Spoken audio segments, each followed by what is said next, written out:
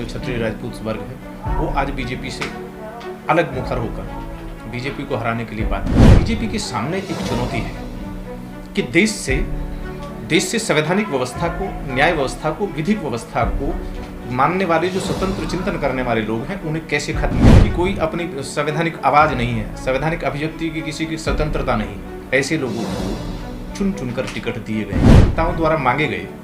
Advocate protection act वो तो लागू किया नहीं, जबकि जो विधि के रूप से स्थापित कानून थे उनको खत्म करके एक दोहरी स्थिति पैदा की। किसी भी समाज के अपर कास्ट के व्यक्ति हैं, सबसे ज़्यादा राजपूत क्षत्रिय समाज के लोगों को टिकट देने की जो बात हुई है, इससे बसपा के पक्ष में एक आधार चला है।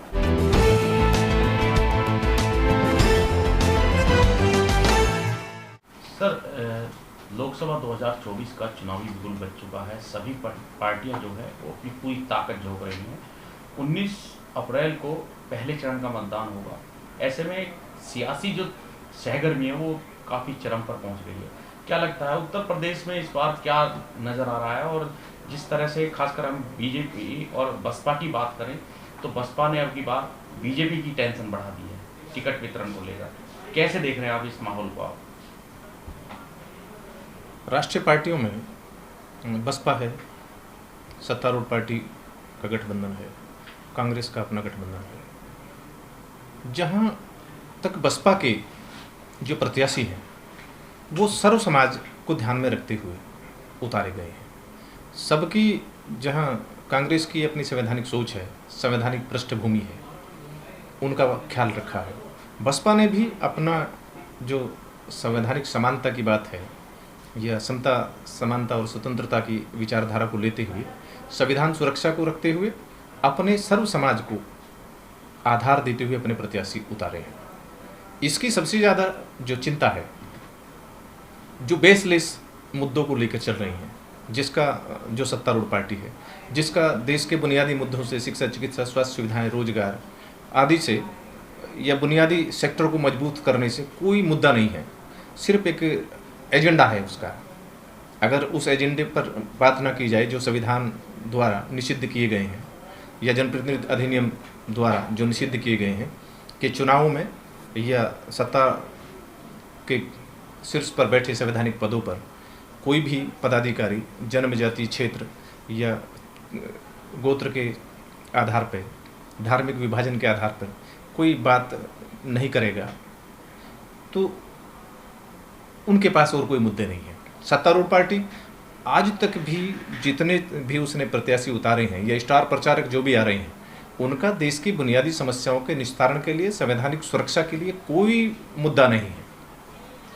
उनका कोई मुद्दा देश में, या जो भी आ रहे हैं जो उनके स्टार प्रचारक हैं, चाहे वो कोई भी हो, बीजेपी के स्टार प्रचारक चाहे नरेंद्र दास दामोदर मोदी हों या आदित्यनाथ, अजय सिंह बिष्ट हों या और जितने भी आ रहे हैं, सबका सिर्फ दूसरे मुद्दे हैं। देश की शिक्षा, चिकित्सा, स्वास्थ्य सुविधाएं या रोजगार, इनको देने पर किसी का भी मतलब जन सरोकार से कोई नहीं है। कोई भी आज तक 70 साल देश की आज़ादी को हो गए हैं, आज तक सिटीजन चार्टर लागू करने की कोई बात नहीं कर रहे हैं। फिर 400 पार की बात कर रहे हैं, 400 पार अब की बात, 400 सीट जीतने की बात करें, किस मुद्दे पर, किस आधार पर ये कह रहे हैं? अगर कोई राष्ट्रीय पार्टी बगैर देश के बुनियादी समस्याओं के निस्तारण के लिए संवैधानिक सुरक्षा पर जवाबदेही सुनिश्चित करने के बजाय शिक्षा, चिकित्सा, स्वास्थ्य सुविधाओं को देशवासियों को देने के मुद्दों पर काम न करते हुए देश के लिए सिटीजन चार्टर लागू करके शासनिक प्रशासनिक अधिकारियों द्वारा जवाबदेही, जिम्मेदारी और उत्तरदायित्व सुनिश्चित करने का कोई भी वचन ना देते हुए अगर 400 पार की बात करते हैं तो वो सिर्फ देश को मूर्खिस्तान बना रहे हैं। वो जुमले हैं, जुमलेंद्र हैं, जो पहले से कहते आए हैं कि 15 लाख रुपए देंगे, फिर 5 किलो राशन पर आ गए और अब 80 करोड़ लोगों को राशन पर निर्भर रहने की बात करते हैं। तो इससे ज़्यादा देश की जो आर्थिक व्यवस्था है, जो देश की बुनियादी व्यवस्था है, इससे ज़्यादा और गिरने के संकेत नहीं हो सकते। कहते हैं कि दिल्ली की गद्दी का जो रास्ता है वो उत्तर प्रदेश से होकर गुजरता है। ऐसे में उत्तर प्रदेश की जो राजनीति है वो बहुत अहमियत रखती है, खासकर आम चुनाव में। ऐसे में तमाम आरोप लगते थे कि बसपा जो है वो बीजेपी की सपोर्ट कहीं ना कहीं करती है और ऐसे कैंडिडेट उतार देती है जिससे कि बीजेपी को फायदा पहुंचता, लेकिन इस बार जो है वो तस्वीर कुछ और नजर आ रही है। हालांकि इंडिया गठबंधन में भी ना शामिल होकर बीएसपी ने वो काम कर दिया है, उसे कैसे देख रहे हैं आप? क्योंकि कैंडिडेट जिस तरह से चुने गए हैं वो कहीं ना कहीं बीजेपी को ही नुकसान दे रहे हैं। देश का जो संवैधानिक रूप से जो वर्ग बनाए गए हैं, एक जहाँ अपर कास्ट की बात होती है, एक जहाँ दूसरा बैकवर्ड की बात होती है, तीसरा जहाँ सामाजिक, आर्थिक, राजनीतिक और शैक्षणिक और मानवीय अधिकारों से वंचित समाज है, जिसका प्रतिनिधित्व बसपा करती आई है।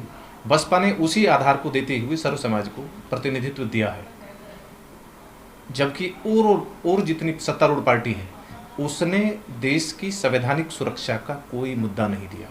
संवैधानिक सोच के किसी व्यक्ति को भी जनप्रतिनिधि होने के लिए टिकट नहीं दिया। सिर्फ राजनीतिक जो गुलाम हैं, जिनकी कोई संवैधानिक सोच नहीं है, जिनकी कोई अपनी संवैधानिक आवाज़ नहीं है, संवैधानिक अभिव्यक्ति की किसी की स्वतंत्रता नहीं है, ऐसे लोगों को चुन चुनकर टिकट दिए गए हैं। पहले बीजेपी ने, सत्तारूढ़ पार्टी ने देश से जो सत्तारूढ़ जो राष्ट्रीय पार्टी रही हैं, या जिनकी राष्ट्रीय सोच है, या जिनकी संवैधानिक सोच है, ऐसी पार्टी और ऐसे लोगों को ख़त्म किया। आज देश में जो ऐसे वर्ग रहे हैं जिनकी समाज में एक विरासत है, जिनका समाज में एक दबदबा है, अब सत्तारूढ़ पार्टी ऐसे समाजों को ख़त्म करने के लिए, उनको राजनीति से बहिष्कृत करने के लिए प्रयास कर रही है। इसी का जो आज देखने में आ रहा है कि जैसे बीजेपी से खिन्न हुआ है क्षत्रिय समाज है, राजपूत, जो क्षत्रिय राजपूत वर्ग है, वो आज बीजेपी से अलग मुखर होकर बीजेपी को हराने के लिए बात कर रहा है। राष्ट्रीय महापंचायतें हो रही हैं और बसपा के पक्ष में, बसपा ने द्वारा जो संवैधानिक सोच के व्यक्ति हैं, या जो पिछड़े वर्ग के व्यक्ति हैं, या जो किसी भी समाज के अपर कास्ट के व्यक्ति हैं, सबसे ज़्यादा राजपूत क्षत्रिय समाज के लोगों को टिकट देने की जो बात हुई है, इससे बसपा के पक्ष में एक आधार चला है। बसपा का पहले ही एक बुनियादी आधार है कि उसका कोर वोटर इतना मजबूत है कि जो देश में संवैधानिक सुरक्षा की बात करता रहा है, शिक्षा, चिकित्सा, स्वास्थ्य सुविधाओं की बात करता रहा है, और जो निरंतर क्षेत्र में जन समस्याओं को उठाकर उनके निस्तारण के लिए संवैधानिक पदाधिकारियों से और देश के संवैधानिक प्रमुख से और संविधान के संरक्षक माननीय सुप्रीम कोर्ट से भी इनकी अपीलें अपने अधिवक्ताओं के माध्यम से करते रहे हैं। और जहां वक्ता प्रवक्ता अधिवक्ता के तौर पर अधिवक्ता भी उसी कड़ी में अपने लिए एडवोकेट प्रोटेक्शन एक्ट की बात करते रहे, परंतु सरकार ने जो अधिवक्ताओं द्वारा मांगे गए एडवोकेट प्रोटेक्शन एक्ट वो तो लागू किया नहीं, जबकि जो विधि के रूप से स्थापित कानून थे उनको खत्म करके एक दोहरी स्थिति पैदा कर दी है और न्याय प्राप्त करने का जो रास्ता वो दुर्भर बना दिया है, दुर्लभ बना दिया है। सस्ता और सर्वसुलभ जो न्याय मिलता न्यायपालिका के माध्यम से, उसको और दुर्गम बना दिया है। अब वकीलों को या न्यायिक अधिकारियों को पुराने दंड विधान भी पढ़ने पड़ेंगे, आईपीसी, सीआरपीसी, एविडेंस, और नए विधान भी वो बनने पड़ेंगे। तो ये देश के लिए एक विशेष वैसी चीज़ें हैं कि वहाँ एक तरफ तो उनका मति हरण कर लिया, विधि का हरण कर लिया, संवैधानिक व्यवस्था से उनको दूर करने का प्रयास किया है। तो एडवोकेट पर या न्यायिक व्यवस्था पर जो ये एक प्रहार है, इसका हम अधिवक्ता विरोध करते रहे हैं। ऐसे किसान हैं एमएसपी की बात करते रहे, उनको एमएसपी दी नहीं, परंतु एक जो चीज़ है, बीजेपी के सामने चुनौती क्या नजर आ रही है आपको? क्या लग रहा है कि बीजेपी जो है इस चुनाव में बैकफुट पर है? क्या लग रहा है? बीजेपी के सामने एक चुनौती है कि देश से संवैधानिक व्यवस्था को, न्याय व्यवस्था को, विधिक व्यवस्था को मानने वाले जो स्वतंत्र चिंतन करने वाले लोग हैं उन्हें कैसे खत्म किया जाए और देश में कैसे परजीवी व्यवस्था को जन्म दिया जाए, भंडारे पर आश्रित लोगों को जन्म दिया जाए, देश में एक मूर्खिस्तान बनाया जाए, जो जनता के द्वारा जनता के लिए जो शासन व्यवस्था है जिसे लोकतंत्र कहते हैं, उसे खत्म करके कैसे पूंजीवादी व्यवस्था को थोपा जाए। लेकिन बीजेपी उसे ताकत बता रही है, कह रही है कि हम 1 साल, आने वाले 5 साल तक फ्री राशन देंगे, ये सब चीजें बीजेपी कह रही है। तो भिखारी स्टेट बना रहे ना, परजीवी स्टेट बना रहे ना, जहाँ शिक्षा, चिकित्सा, स्वास्थ्य सुविधाएं, रोजगार की जो बातें हैं जो मिलनी चाहिए, जो लोकतंत्र में बुनियादी अधिकार है, संवैधानिक सुरक्षा है, ये बात होनी चाहिए। जहाँ देश के जो आम नागरिक हैं, चाहे किसान हैं, बेरोजगार हैं, एडवोकेट हैं, चाहे वो सैनिक हैं या कर्मचारी हैं, वो अपने लिए जो अधिकार मांग रहे हैं उन्हें तो दे नहीं रही, परंतु पूंजीपति तो कोई अधिकार नहीं मांग रहा, परंतु सरकार उन्हें थोक के दे रही है। उसे आप पूंजीवाद बता रहे हैं, और बीजेपी उसे जो है ग्रोथ करती हुई, बहुत तेजी से ग्रोथ करती हुई अर्थव्यवस्था बता रहे हैं भारत में। आज देश की स्थिति को आप देखेंगे कि देश का औद्योगिक उत्पादन गिरा है। औद्योगिक उत्पादन गिरने का परिणाम है कि देश में बेरोजगारी बढ़ी है, देश में अमीर और गरीब की खाई बढ़ी है, देश पर इतना कर्जा जो देश का लिया है वो कर्जा कहाँ जा रहा है, कहाँ खर्च हो रहा है? विज्ञापनों पर जो गैर जरूरी मदे हैं उन पर खर्च हो रहा है। जहाँ विकास हो रहा है भारत में, प्रति व्यक्ति आय गिर रही है। तो ये क्या है? जो देश में जो देश से जो कर्जे को लूट कर जो यहाँ से मतलब जो पूंजीपति हैं वो लगातार यहाँ से भाग रहे हैं और भागने का रास्ता सत्तारूढ़ पार्टी दे रही है। उनसे चंदे के धंधे पर उनको एनपीए के नाम पर माफ करके कर्ज मुक्ति अभियान चलाया जा रहा है।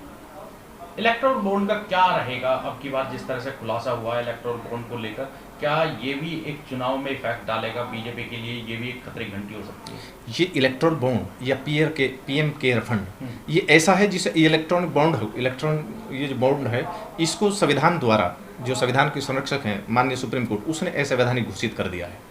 और असंवैधानिक घोषित करने पर जिस पार्टी ने, चाहे बीजेपी हो या माननीय सुप्रीम प्रधानमंत्री हैं जो आज तक देश के प्रधानमंत्री नहीं बन पाए, जो आज तक भारत सरकार को नहीं कह पाए, सिर्फ मोदी सरकार कहते हैं, उनको त्याग पत्र दे देना चाहिए।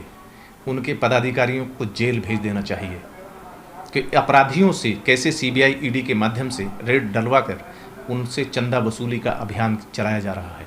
इस पर देश के माननीय सुप्रीम कोर्ट को, महामहिम राष्ट्रपति महोदय को संज्ञान लेना चाहिए। देश के लिए एक कलंक है, देश की संवैधानिक व्यवस्था पर एक कलंक है, खुलेआम आपराधिक कृत्य है। तो जो इस पर देश को देखना चाहिए। परंतु बीजेपी का जो पेट मीडिया है, जो डॉगी मीडिया है, जो पत्तलकार मीडिया है, जो विज्ञापन जीवी मीडिया है, वो देश की आवाज़ को, देशवासियों की आवाज़ को, जो संवैधानिक सोच की आवाज़ है, उसके हलक से ज़बान को निकलने नहीं दे रहा। क्योंकि मीडिया का मतलब है कि आम आदमी की आवाज़ को, जो लोकतांत्रिक आवाज़ है, जो संवैधानिक आवाज़ है, जो जनहित की आवाज़ है, उसको छापे। जहाँ देश का सबसे जो पुरानी लोकतांत्रिक पार्टी है कांग्रेस भी ये कह रही है कि हमारे विज्ञापन छापे नहीं जा रहे हैं। आज देश में कहते हैं, बीजेपी कह रही है कि हमने सबसे ज़्यादा एक्सप्रेस हाईवे बनाए, परंतु उन एक्सप्रेस हाईवे पे चलता कौन है? कौन चलेगा? जहाँ motorcycle, scooter, tractor, three wheeler या जुगाड़, जब 85% लोगों को चलने का अधिकार ही नहीं है, अगर वो उस रोड पर चढ़ गए तो 20,000 रुपये तक का उन पर जुर्माना लगेगा। तो ये किसकी व्यवस्था है? जहाँ फास्टैग के नाम पर देश की मुद्रा का अपमान किया जा रहा है। फास्टैग नहीं है तो आप पे दुगना तिगना देश की करेंसी में आप अगर उन पर टोल टैक्स देंगे तो आप पे दुगना तिगना जो जुर्माना लगाया जाएगा। तो ये क्या है? देश की मुद्रा का अवमूल्यन है। इस वीडियो में कही गई सभी बातें वक्ता की अपनी राय है, जिसकी पुष्टि हम या हमारा चैनल नेशन टाइम नहीं करता।